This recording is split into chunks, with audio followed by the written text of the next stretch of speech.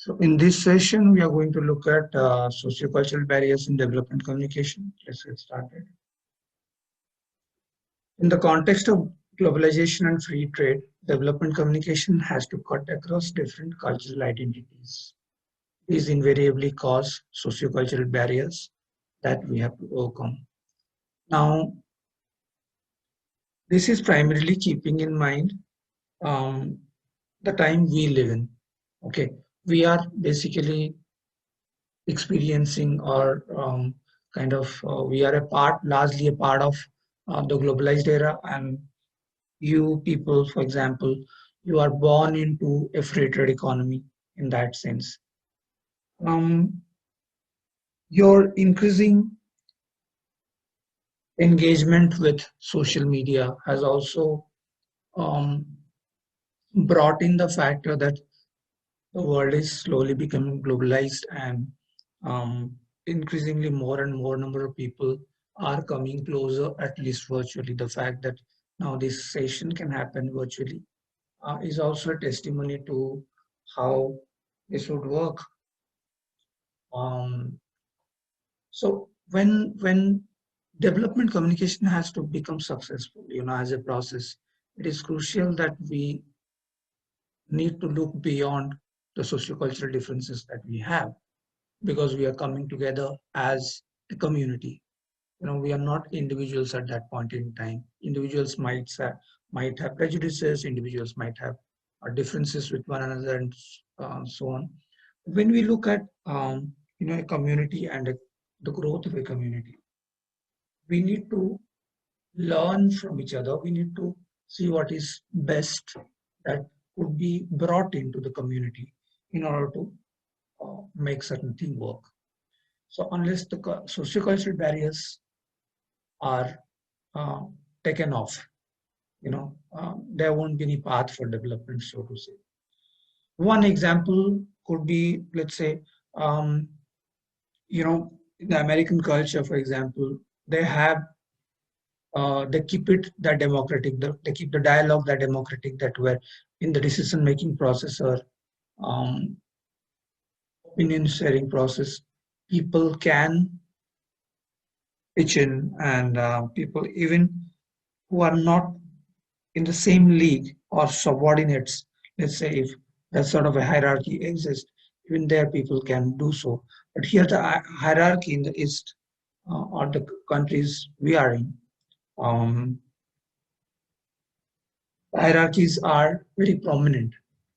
So we are never encouraged right from our childhood days within the smallest social unit, that would be the family, um, to speak up or to express what we feel. So it doesn't matter. So as a kid, you grow up very organically in a structure or a system which tells you to follow instead of question. That questioning need not be from a point of view of trying to make a point or trying to prove your authority over something or disagreement. None of those things. It could just be curiosity, but that is not encouraged. So to overcome any cultural barrier to effective communication, and in this case, development communication, one has to possess an understanding of the culture of the receiver. Now, culture of the receiver could be anybody who is at the um, receiving end. Okay. Yesterday I said that those people who are um, there at the bottom rung of the society, they are the ones who are supposed to be the receivers, and they had been passive for the longest period of time. They have been just accepting what the establishment offers or what the dispensation offers in terms of development projects, in terms of policies, so on and so forth. So unless we try to bridge that gap and try to bring in some sort of effective communication framework, it would not work. So people who live in various cultures communicate differently, something that is very evident if you travel wide across within the country or abroad. You know that how people what sort of expressions people use in order to communicate. And I'm not just talking about linguistic expressions. I'm talking about how people communicate in general regarding certain things. Because you have to draw from that and try to see how it is applicable to development communication. So a cultural barrier in development communication could occur mainly when communication um, is happening between two different cultural backgrounds. And two different cultural backgrounds can be between small groups, can be between two countries, can be between individuals as well. And we encounter those sort of barriers in everyday basis. Mostly we come across people from different parts of the world. They have different understandings of life. We say that they have a different perspective, or they have a different point of view on a certain thing.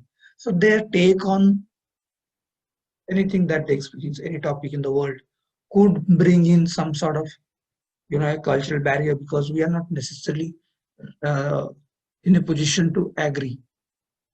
This disagreement, which um, could be healthy if debated, is mostly led to series of silences.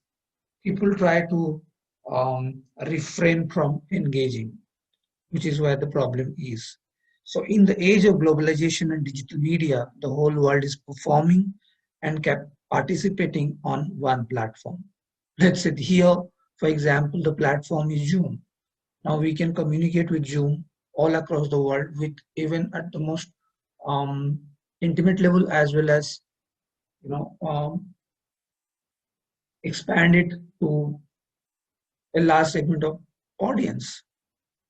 I mean, there are press conferences that are happening on Zoom. Imagine there are almost 50, 60 participants who are there, and the governments are doing press conferences on Zoom. There are the legal bodies are pronouncing their legal verdicts on media platforms. So this is what has happened, that it has shrunk the world that way. But what is ironical is, the more the world shrinks, or we think that we are coming closer to each other, there is a wide gap that happens within us. For example, we know everything that is happening across the world um, by looking at news from digital platforms, by consuming content from social media websites, and so on and so forth. But we don't know what is happening, how the house help or the maid is managing her family during this COVID lockdown. So, because we never pay that sort of an attention. So, the more the world is becoming technocratized, what should happen is empathy should also continue to flow, or humanity should also continue to flow on that basis. So, social media or mediatized technology shouldn't just end up documenting our times. It should actually be a crucial platform for us to engage, to debate, or to dialogue with one another, and try to evade as much sociocultural barriers as possible, and to educate the next generation, or the preceding generation for that matter, to participate very actively in that sort of an engagement process. So here, mutual understanding between communicators are very much important for the effective, fruitful process of communication, and something that is generally applicable to communication process as well. That it's that mutual understanding and respect that can lead to cut down a lot of barriers that we very subconsciously create amongst ourselves, and also then we fall into this trap of what the society offers as a barrier. Okay, so what are the sources of sociocultural barriers? First one is language, which is semantic. what we would understand as semantic noise. Language is considered as the most crucial barrier in cross-cultural communication. When I say cross-cultural communication, it is across communities. So please don't consider that it's just about India and China or Indian and American. No, not that sort of a scene, but largely looking at what sort of a possibility can happen even within the community. So it can be within individuals belonging to different countries, or it could also be between two group of people within a country as well. So when there are two different set of cultures and there is some sort of a communication that is supposed to happen, we can call that cross-cultural communication. Since verbal communication is important in every context, the understanding of the meaning of words are also important. Okay, this is very foundational and fundamental.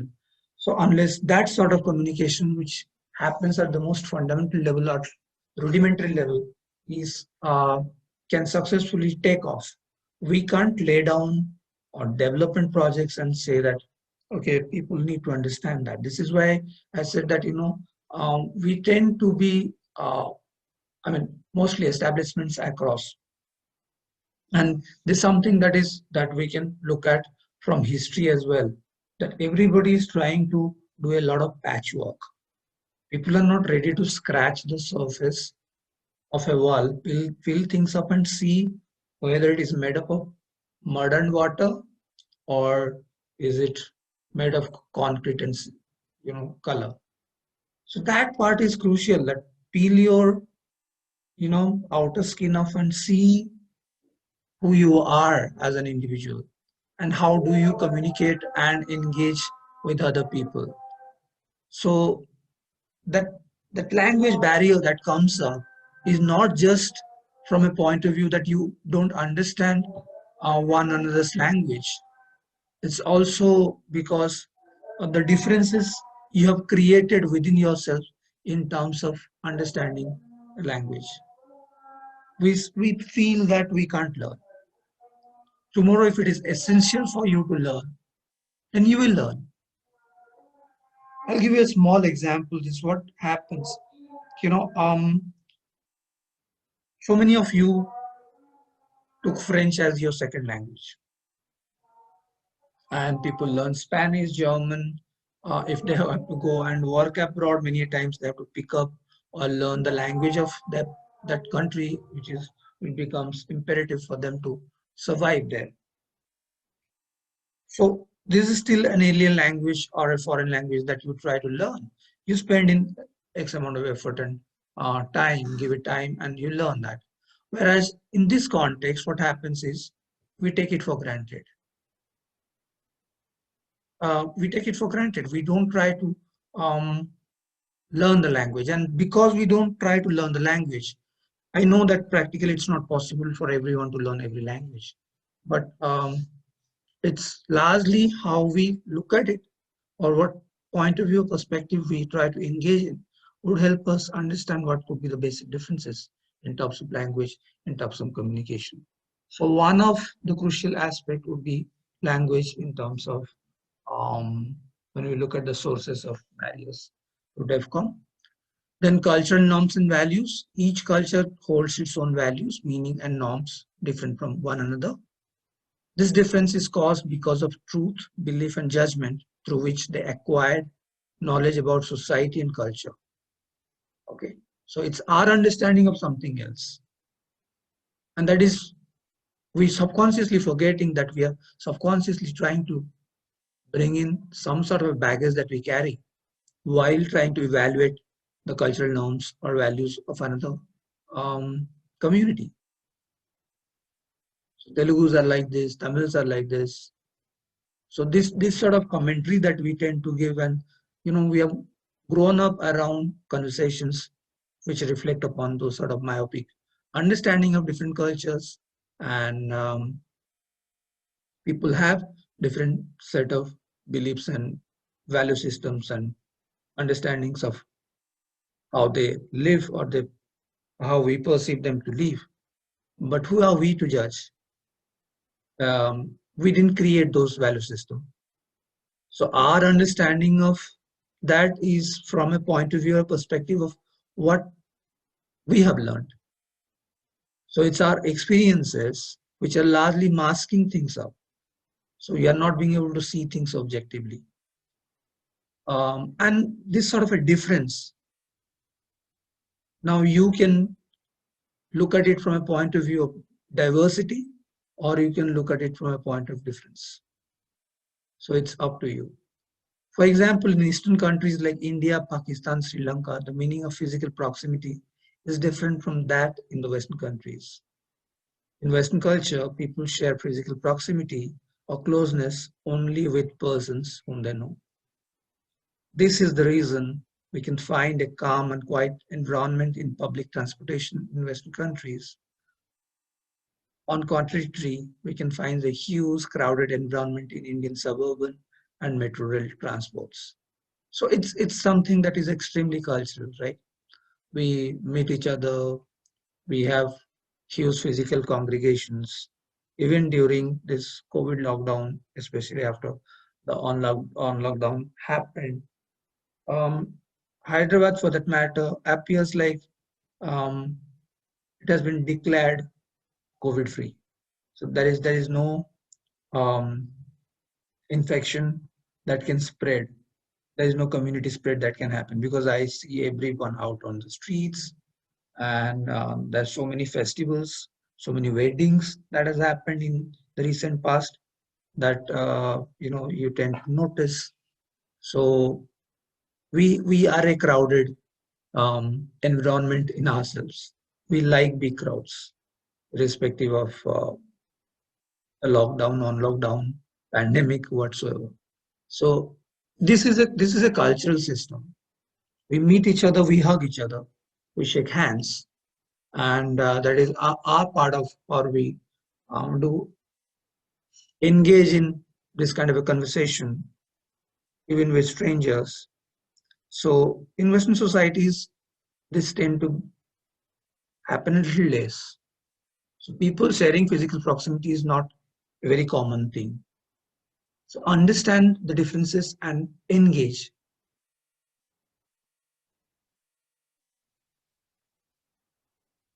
Then values and beliefs. The difference in values and beliefs in culture also create a barrier in communication. Difference in the level of acceptability in cultures is an example. Whether you are going to be accepted within a certain culture or not. There are some cultures which are extremely close-knit. They might not allow an outsider to enter in and make them their own. Becomes difficult. That is the reason, that's also a reason how they try to, you know, try to save and survive the communities. So the reason behind these are possibly influenced by religion, political environment, epistemology. It depends on how people look at the values and beliefs in cultures. Because unless we do deep studies, unless we do research about the why part of a certain religion or a certain political environment, or look at and trace the knowledge system back, which is what would be an epistemic study of a certain culture, we would not be able to place nuance in that. So unless that happens, how would you take up development projects? You can talk a lot about developmental aspects and try to do workshops with communities, try to give them hands-on experiences, but it might still fall flat unless they accept you as somebody who actually respects the values and belief systems of the traditions and cultures of that place. Which is why the dominant paradigm, the modernization paradigm, failed, because the approach was top down back in the day. The government, in order to fasten the process of development so that it would appear like uh, the government back in the day, was actually doing quite a bit of work. They brought in foreign experts, and the foreign experts brought in foreign expertise, which were alien to our knowledge system, which was alien to our value system or belief structure. And there could be several reasons for that. No, it could be driven by religious decisions. How in your religion a particular thing is allowed or not allowed for that matter. Then what is the political environment of that time? What sort of environment you are sustaining? Whether it is conducive enough for any kind of cross-cultural engagement at the first place or not. And then when you do deep study of those communities, you will get to know why they act, react, behave the way they do. That is the reason why the government has been taking initiatives for the last 70 years to bring in people who are in the fringes of the society. That's why in the Constitution, the whole act of reservation plays such a crucial role. So Rokich, in his book, The Nature of Human Values, defines the value as a type of belief that is centrally located within one's total belief system. Centrally located within one's total belief system. Whatever you extremely believe in, you would offer some sort of a value to that. Value tells about people's behavior. Values may be explicit, that is stated overtly in a value judgment. Oh, that person. Oh, this guy. Or implicitly inferred from nonverbal behavior. Your the way you act and react around people can also give them some sort of an implicit understanding about what you think about them. But they're still second guessing it. Unless you make it very apparent. And they may be individually held or seen as part of the cultural system or pattern. So you can try to do that study looking at different communities and how they act or react or behave in a particular way and why those sort of cultural norms and systems are to be studied. Every country has numerous religions practiced by its people. So the difference in their values and beliefs are also an example of cultural barriers. So if there is a difference between how Shia Muslims and Sunni Muslims look at things beyond religion, there are apparent religious differences, but beyond that, if those sort of ideas also get translated into the practice which hinders the development of a society, then that can be considered as a crucial sociocultural barrier.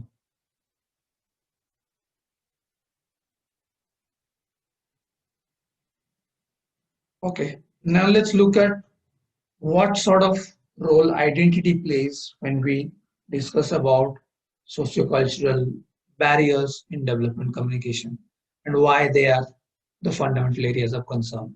You address this um, as a community or as individuals who are leading certain communities, you would see the kind of difference it would make in a longer run as far as development communication is concerned or development of a particular society is concerned. So the first one is religious segregation. Happens all across the world. Majority of the civil wars are fought around this kind of topic or area, and it's a fundamental area of concern because people are confused in terms of their religious identities. I'm not saying you don't know what your religious identity is. What where the issue is when you start wearing that on your sleeves and you consider subconsciously that the religious community you are born into or you are practicing is far more superior than the other ones, then subconscious domination starts happening, and that would hinder the entire process of development because you'll never be able to come along with people from other religious communities. So religious segregation is a big no-no when you look at development or any proceeding of development communication for that matter. Next one is class divide on the basis of economic conditions, which is very fundamental to development communication in the first place. How do we try to make a society which becomes classless? So the whole collapsing of um, the class, there is the upper class and there is the lower class. There's a farming community and then there is the Jamidar community. So this sort of divide which exists purely on the basis of economic conditions. If you read a bit of Karl Marx and read a bit about Marxism and socialism, you know why the Bolshevik revolution on the peasant-led movements across any communist part of the world was deemed so sacred because the entire effort in the beginning was to kind of see to it that there is a collapse that happens as far as economic class is concerned. Every human being is born on this planet and they have their own share of things that they must get. Why should the society be divided on the lines of the haves and the have-nots? Why that sort of a segregation? Why should people have at the first place and why should people not have at the first place? Either nobody should have or everybody should have. That sort of a principle or that set of principles is something that um, was kind of wishful thinking, but also practiced by quite a significant group of political leaders, or as a political system or as political belief, it was pushed forward. So if DEFCON has to happen on certain grounds, if class divide can be taken off, then it can hold some sort of value. Third is caste operations, something that you'd experience on even in newspapers and magazines and web media and television, trying to cover extensively as to how caste oppression still exists. And it's funny because we tend to have um, this sort of an area of concern only in India. People on the basis of, I mean, undivided India, Pakistan also, there is some communities which do practice caste groupism. So segregation on the basis of caste um, and trying to play up with the caste identity also works as a barrier, sociocultural barrier in DevCon. It's so deeply ingrained within us that even if we try to let go, sometimes it comes up. It's like patriarchy. Giving up becomes extremely difficult because um, you have been told, you're grown around a sort of a culture. So even if you don't practice many times, it would so happen that it would just come up. You might be conscious enough to mask it off or evade, but in your heart of your hearts, you know that, okay, this decision that I took or this thing that I said or my action is deeply reflective of the kind of um, patriarchal mindset that I carry along. Next one is gender disparity cutting across all the above areas.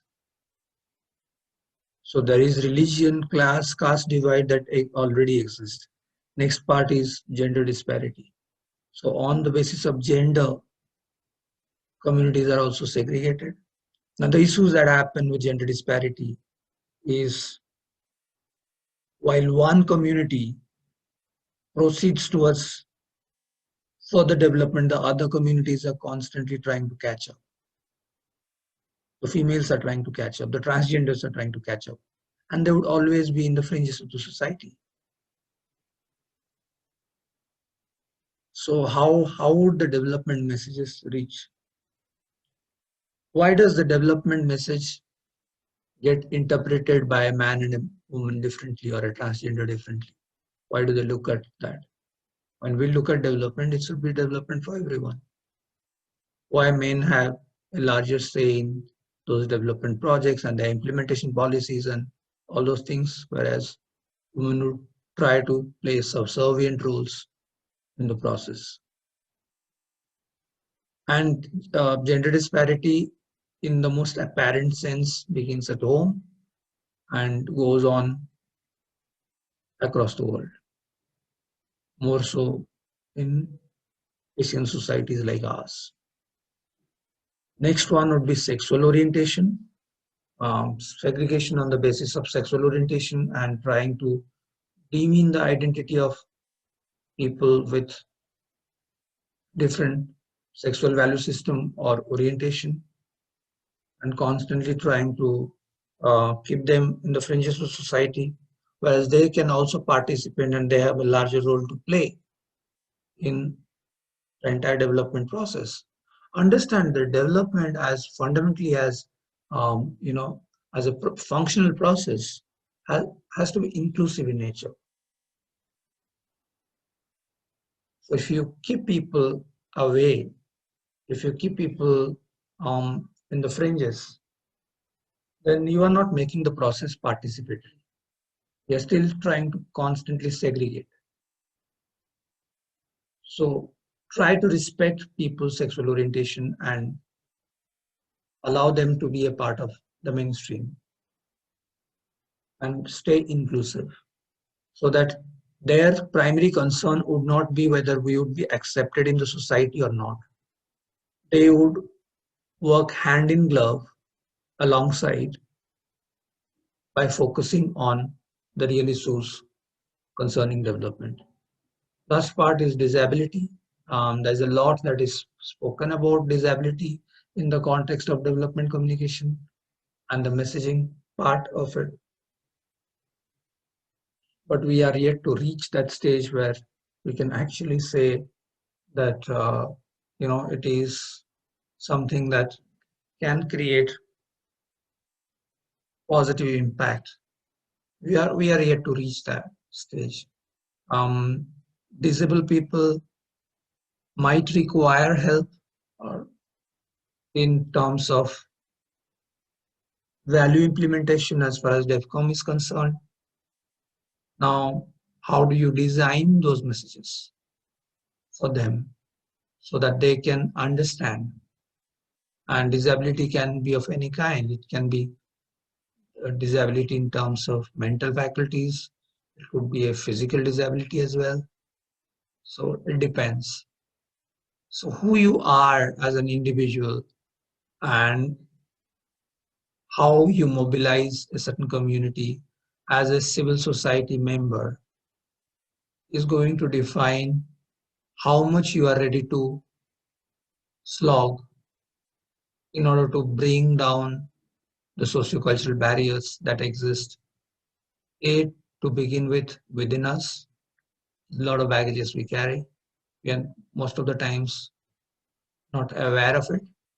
And there are times when we are aware, we are too lazy to address those challenges.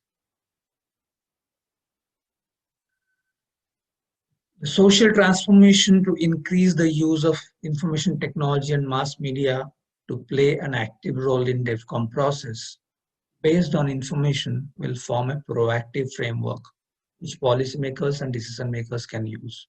So those people who are running our countries, those people who are creating policies for us as a community, um, they need to look at the social transformation process in the context of IT usage and mass media, and see how a lot of challenges could be addressed by using the media technology or mediatized technology.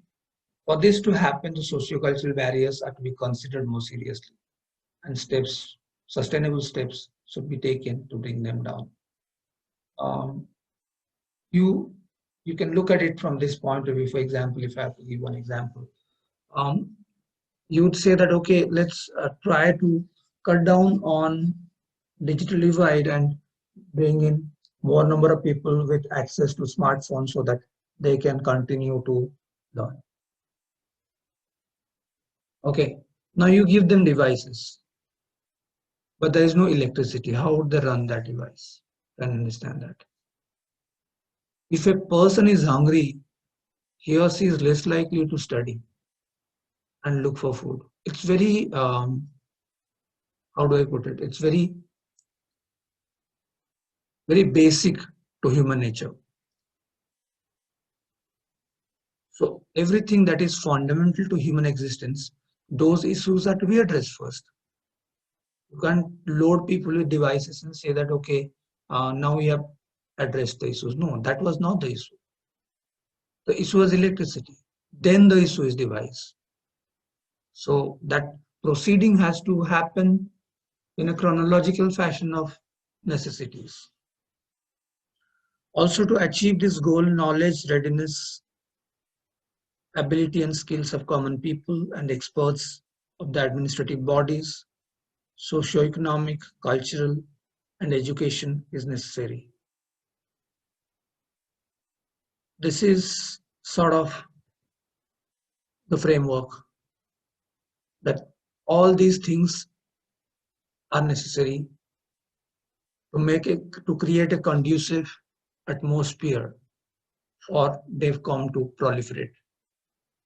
While the review of government role in promoting a society based on DevCom need to be discussed, how to improve society's attitude, create desires and interest in access and utilization of information in economy and business, and sustainability and growth becomes imperative.